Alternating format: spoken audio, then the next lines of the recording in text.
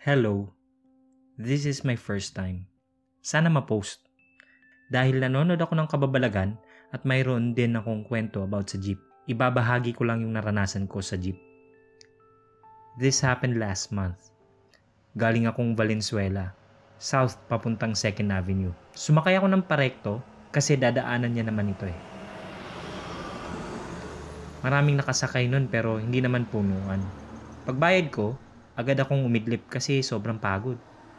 Paggising ko ay nasa monumento na yung jeep. Nagbabaan na yung ibang pasahero. Ang natira ay ang mag-asawa sa likod ng driver. Ako sa dulo ng jeep sa may babaan, right side. At sa left naman is isang estudyante na taga-UE. Nung nasa 9th Avenue na kami nung bumaba yung mag-asawa, so kami nilang nung estudyante natira sa likod ng jeep. Sa tabi ng driver may isang mama pa. Pagdating ng 5th Avenue, which is mahaba yung seconds ng stoplight, bigla na lang nagsalita yung driver habang nakasilip sa front mirror.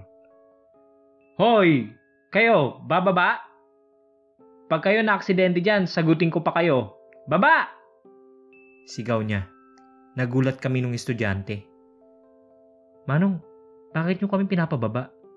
Medyo galit na sabi nung estudyante sa kanya. Hindi kayo, boy. Yung mga batang sumasabit sa jeep ko, baka kasi mahulog eh. Tumaas yung balahibo ko nun. Nakaharap ako sa labas, so alam ko pag may sasabit sa jeep. Ganon din yung estudyante kaya nagtataka kami. At the same time, may natatakot na din.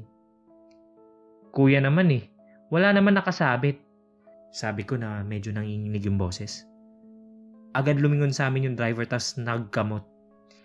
Hindi, meron talaga sumabit kanina. Isang binata tapos 2 batang lalaki. Sabi niya. Pinilit rin namin na wala talaga nun. Sakto naman nag-green light na nung pinaandar niya na yung jeep. Nang nasa kabilang kanto na kami, bumaba yung manong nakatabi ng driver. Pero bago ulit paandarin ng jeep, bigla na lang itong umalog. Yung tipong parang may tumalon sa jeep or bumaba ng malakas na puwersa. Ganun yung nangyari eh. Agad kaming nagpara nung estudyante nun. Malapit na ako pero bumaba pa rin ako sa takot. Nung nasa gilid na ako nun, lumapit sa akin yung mama na nakasakay namin.